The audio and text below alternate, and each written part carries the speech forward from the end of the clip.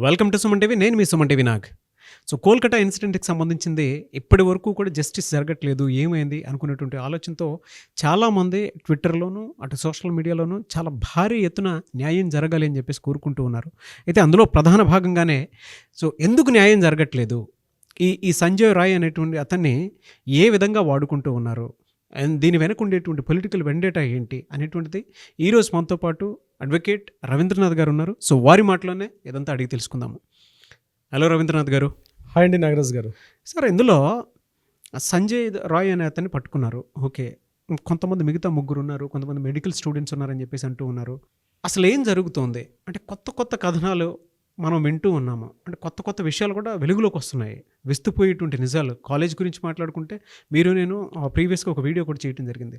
అది కాలేజా శవాల దెబ్బ అన్న విధంగా కూడా, అంటే హ్యూమన్ ట్రాఫికింగ్ కానివ్వండి, దాంతోపాటు ఆర్గాన్స్ ట్రాఫికింగ్ కానివ్వండి, సెక్స్ రాకెట్కి సంబంధించింది కానివ్వండి, మత్తు పానీయాలకు సంబంధించింది కానివ్వండి, వాట్ నాట్ అండి. అంటే ఇదొకటే అని చెప్పడానికి లేదు, అందులో అన్నీ ఉన్నాయి. అయితే ఇందులో సంజయ్ రాయ్ అనేటువంటి అతను ఏ విధంగా ఇరుక్కున్నాడో, పోలీస్ వాలంటీర్గా ఉండేటువంటి అతనికి దీనికి ఎటువంటి సంబంధం ఉంది? ఈ యాంగిల్లో మనం చూసినప్పుడు సివిక్ వాలంటీర్ వ్యవస్థ ఉంది. మనం సివిక్ వాలంటీర్ అంటే వ్యవస్థ ఏంటో ఒకటి మాట్లాడుకుందాం. ఇందులో ఈ సంజయ్ రాయ్ అనే వ్యక్తి ఈ కాలేజీలో ఎన్నాళ్ళ నుంచి పనిచేస్తున్నాడు, ఇతనికి ఈ కేసుకి ఏ రకంగా లింక్ పెట్టారు పోలీసులు, అది అవునా జరిగినా కాదని మనకు తెలియదు. పోలీసులు ఏ రకంగా సంజయ్ రాయ్ అనే పాత్రని వాడుకున్నారు ఇక్కడ మనం మాట్లాడుకుందాం. సివిక్ వాలంటీర్ వ్యవస్థ అంటే ఇప్పుడు గడిచిన ఒక 5 years బ్యాక్ మన ఆంధ్రప్రదేశ్లో జరిగింది వాలంటీర్ వ్యవస్థ అని. అంటే ఇంటింటికి తిరిగి రేషన్ బియ్యాన్ని, వాళ్ళ పెన్షన్స్ని ఏ రకంగా అయితే వాలంటీర్ వ్యవస్థ ఇక్కడ స్టార్ట్ అయిందో, ఈ యొక్క సిస్టమ్ ఏదైతే ఉందో 2019లో మమతా బెనర్జీ గవర్నమెంట్ అప్పుడే స్టార్ట్ చేశారు. అంటే ప్రభుత్వం అంటే వీళ్ళు గవర్నమెంట్ ఎంప్లాయీస్ కాదు, అలా అని చెప్పి ఎన్జిఓస్ కూడా కాదు, ఆ రెండింటికి మధ్యలో ఒక వ్యవస్థ వాలంటీర్ వ్యవస్థ. అంటే వీళ్ళు చేయాల్సిన డ్యూటీస్ ఏంటి అంటే పోలీసులకి సపోర్టెడ్గా ఉండాలి. అంటే పోలీస్ వ్యవస్థలో మనం డీజీపీ ర్యాంక్ నుంచి లాస్ట్ ర్యాంక్ హోంగార్డ్ వరకు చూస్తాం. హోంగార్డ్ కన్నా కింద స్థాయి, అంటే వీళ్ళు గవర్నమెంట్ ఉద్యోగస్తులు కాదు, ప్రభుత్వంలో ఉన్నటువంటి ముఖ్యంగా పోలీస్ వ్యవస్థలో ఎంప్లాయీస్ ఎవరైతే ఉంటారో వాళ్ళకి అసిస్టెంట్, అంటే వాళ్ళ డ్యూటీ దిగిన తర్వాత కాసేపు నిద్రపోయేటప్పుడు ఆ యొక్క విధులు నిర్వహించడం కానీ, ట్రాఫిక్లో విధులు నిర్వహించడం కానీ, డిపార్ట్మెంట్ పరంగా ముఖ్యంగా లా అండ్ ఆర్డర్లో ఉండే పోలీసులకి హెల్ప్ చేయడం, అంటే హెల్పర్స్. ఆ వాలంటీర్ వ్యవస్థ అంటే హెల్పర్స్ అనే పాత్ర ఇక్కడ కనిపిస్తుంది. ఇక్కడ ఈ విషయానికి వస్తే మనం ఇప్పుడు జరుగుతున్న సంఘటన విషయానికి వచ్చినట్టయితే, ఈ ఆర్జికర్ మెడికల్ కాలేజీలో అవుట్ పోస్ట్లో పోలీస్ వ్యవస్థ ఉంది. ఒక పోలీస్ ఒక పోలీస్ అవుట్ పోస్ట్ ఉంది. అక్కడ ఒక సర్కిల్ ఇన్స్పెక్టర్ అంటే సర్కిల్ ఇన్స్పెక్టర్ స్థాయిలో ఉంటుంది ఒక ఉద్యోగి, 2 ఎస్ఐలు ఉంటారు, ఆయనకు అనుసంధానంగా ఒక 4 కానిస్టేబుల్స్ ఉంటారు. ఒక వ్యవస్థ ఉంది అక్కడ అవుట్ పోస్ట్లో కూడా. వీళ్ళకి సపోర్టెడ్గా పనిచేసే వ్యక్తే ఈ సంజయ్ రాయ్. ఓకే. ఇతను 2019లో రిక్రూట్ చేయబడ్డాడు. ముందుగా ట్రాఫిక్ డిపార్ట్మెంట్లో ఉండి ట్రాఫిక్ నుంచి ఇక్కడికి డిప్యూటేషన్ మీద, ఇక్కడ డిప్యూటేషన్ వర్డ్ కరెక్ట్ కాదు, బట్ ఆ పోస్ట్ నుంచి ఈ పోస్ట్కి రావడం జరిగింది. ఇక్కడ ఆర్జికర్ మెడికల్ కాలేజీని మనం ఆల్రెడీ సస్పెక్ట్ చేసాం. ఆర్జికర్ మెడికల్ కాలేజ్ ఉంది ఇందాక చెప్పినట్టుగా హ్యూమన్ ట్రాఫికింగ్ కానీ, మాదక ద్రవ్యాలు కానివచ్చు, అలాగే ఆర్గాన్స్ ట్రాఫికింగ్ కానీ. ముఖ్యంగా మెడికల్ కాలేజ్ అంటే ఆర్గాన్స్ ట్రాఫికింగ్ జరుగుతూ ఉంటుంది, దాన్ని ఈరోజు మనం కొట్టిపడేయలేము దాన్ని. వీటన్నిటికి కూడా సపోర్టింగ్ ఒక పర్సన్స్ కావాలి. ఇట్లాంటి వ్యక్తులు వీళ్ళు మొత్తం రాష్ట్ర వ్యాప్తంగా 140,000 మంది ఉన్నారటండి. ఒక్క వెస్ట్ బెంగాల్లోనే ఇట్లాంటి సివిక్ వర్కర్స్ 140,000 మెంబర్స్ ఉన్నారు. 2019 నుంచి గవర్నమెంట్ వీళ్ళకి కొంత వేతనాన్ని ఇస్తుంది. అందులో 12,000 రూపాయలు వీళ్ళకి మినిమం శాలరీగా డిసైడ్ చేశారు. అదే 12,000 రూపీస్ ఎవ్రీ మంత్ వీళ్ళకి శాలరీ వస్తుంది. ఈ సంజయ్ రాయ్ కూడా 2019 నుంచి డిఫరెంట్ డిపార్ట్మెంట్లో పనిచేస్తూ రీసెంట్గా 3 years అయింది. 2021లో ఇక్కడ అపాయింట్ చేయబడ్డాడు ఒక సివిక్ వాలంటీర్. ఈయనతో పాటు మరొక 15 మంది వరకు ఉన్నారు సివిక్ వాలంటీర్స్. వీళ్ళ పని ఏమిటి? పోలీసులకి వీళ్ళు హెల్పర్స్గా ఉండాలి. కానీ జరుగుతున్న వాస్తవం వేరు. అక్కడ మెడికల్ కాలేజ్ ఉన్న స్టూడెంట్స్కి అమ్మాయిల్ని సప్లై చేయడం, సెక్స్ వర్కర్స్ని సప్లై చేయడం, పోర్న్ వీడియోస్ చేయడం, ఒక సెక్స్ రాకెట్ నడుస్తుంటే వాళ్ళు పోర్న్ వీడియోస్ చేయడం, వీళ్ళందరికీ మందులు అందియడం మనం చూస్తాం కదా, లిక్కర్స్ ఇవన్నీ సప్లై చేస్తాం. ఎగ్జాక్ట్లీ అండి. ఈ డిపార్ట్మెంట్లో ప్రతి సెక్షన్లో ముఖ్యంగా మెడికల్ కాలేజీ వ్యవస్థ అందే ఒక డిఫరెంట్ సిస్టమ్. అదొక ఇప్పటికీ కూడా ఒక సుపీరియారిటీ నడుస్తుంటాయి.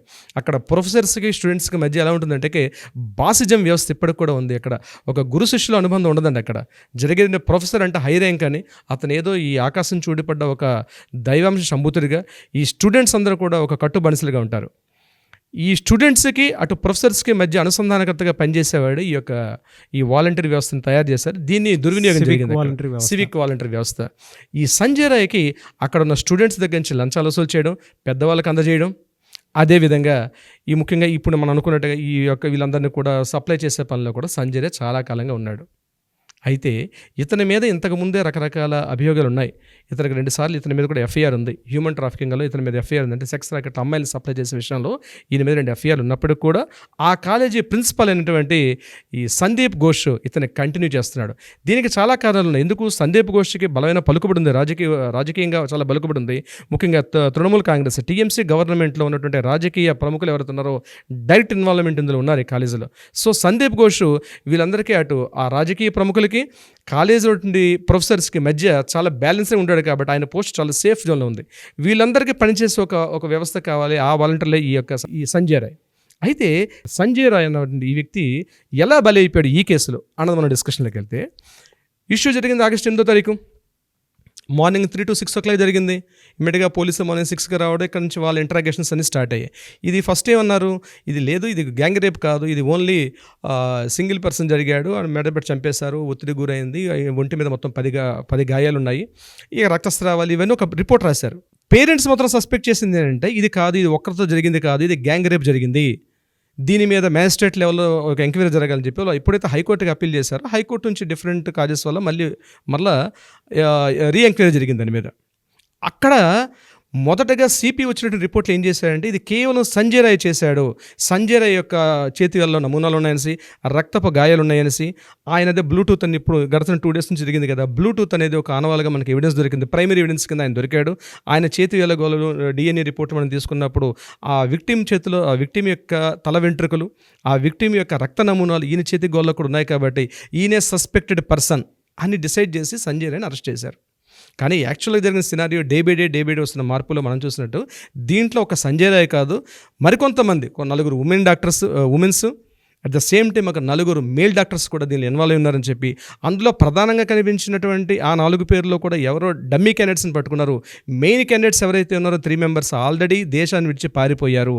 అందులో తృణమూల కాంగ్రెస్లో ప్రధానంగా ఎంపీగా ఉన్నటువంటి వ్యక్తి వాళ్ళ అబ్బాయి, అతన్నే శుభంజన్ మహాపాత్ర. ఈ శుభంజన్ మహాపాత్ర ప్రధాన నిందితుడని, ఆల్రెడీ ఆగస్టు 9వ తారీఖు అతను దేశం విడిచి పారిపోయాడని కనిపిస్తున్నాయి. అది రాబోయే ఎంక్వైరీల తర్వాత విషయం తెలుస్తుంది. అయితే ఇక్కడ సంజయ్ రాయ్ని బలిపశువుని చేశారు. ఈ సంజయ్ రాయ్ ఏంటి విషయం ఇప్పుడు మనం పూర్తిగా చర్చలోకి వెళ్ళినప్పుడు, Sanjay Roy is a womaniser.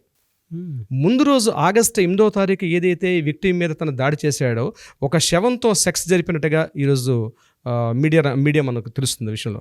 అంటే ఆల్రెడీ మర్డర్ చేసేసారని, చనిపోయినటువంటి దేహంపై శవంతో ఈయన సెక్స్ చేసి, అంటే హీజ్ అ ఉమనైజర్, ఆ విషయం క్లియర్గా అనిపిస్తుంది ఆ నమూనాలు ఇవ్వడం వల్ల.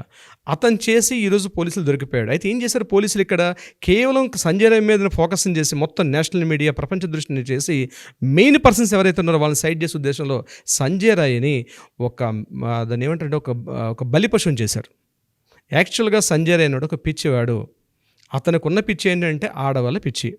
చాలా సందర్భాల్లో ఈ ఇష్యూకి జరగడానికి కూడా ముందు రోజు రాత్రి, అంటే ఆగస్టు 8వ తారీఖు ముందు రోజు సాయంత్రం కూడా అతను 2 అంటే ఇది హాస్పిటల్లో హెల్ప్ చేసిన తర్వాత లిక్కర్ సేవించి ఒక అమ్మాయితో ఆల్రెడీ సెక్స్లో పాల్గొని తర్వాత ఇక్కడికి వచ్చాడని కూడా మనకి పోస్ట్మార్టం రిపోర్ట్లో బయటపడింది.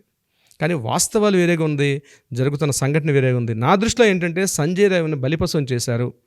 అతనికైనా ఇప్పటికీ మన విక్టిమ్తో పాటు ఈయన వైపు మమతా బెనర్జీ గవర్నమెంట్ ఆ విధంగా ఈ విధంగా చేస్తున్నారు అని చెప్పడానికి బెస్ట్ ఎగ్జాంపుల్స్ అనుకోవచ్చు కదండి.